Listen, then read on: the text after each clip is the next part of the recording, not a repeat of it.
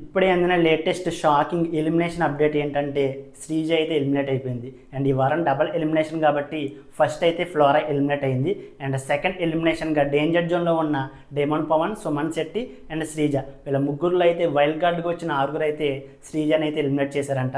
అది ఏ కారణాలు చెప్పి ఎలిమినేట్ చేశారో నాకైతే అర్థం కాలేదు. కానీ ఇదైతే నిజంగా అన్ఫేర్ ఎలిమినేషన్. అసలు బిగ్ బాస్ ఫస్ట్ టైం అయితే తెలుగులో ఇటువంటి ఎలిమినేషన్ అయితే పెట్టాడు. అండ్ ఎలిమినేషన్ అయినా సరిగ్గా చేస్తాడంటే ఇలాంటి చెత్త ఎలిమినేషన్ చేయడం అయితే నాకు అస్సలు నచ్చలేదు.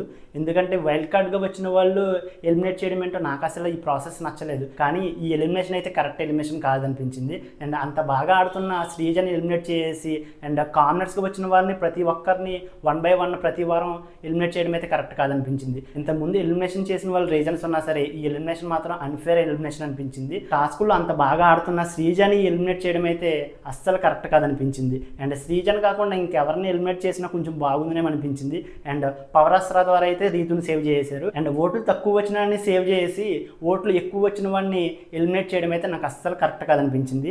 అండ్ నిజంగా శ్రీజ అయితే ఎలిమినేట్ అయిపోయింది. ఈ ఎలిమినేషన్ మాత్రం అన్ఫేర్ ఎలిమినేషన్. అండ్ ఇంతకు మించి ఎక్కువ మాట్లాడడం కూడా నాకు అనిపించట్లేదు. శ్రీజ ఎలిమినేషన్ అయితే నాకు అస్సలు నచ్చలేదు. ఇది నిజంగా అన్ఫేర్ ఎలిమినేషన్.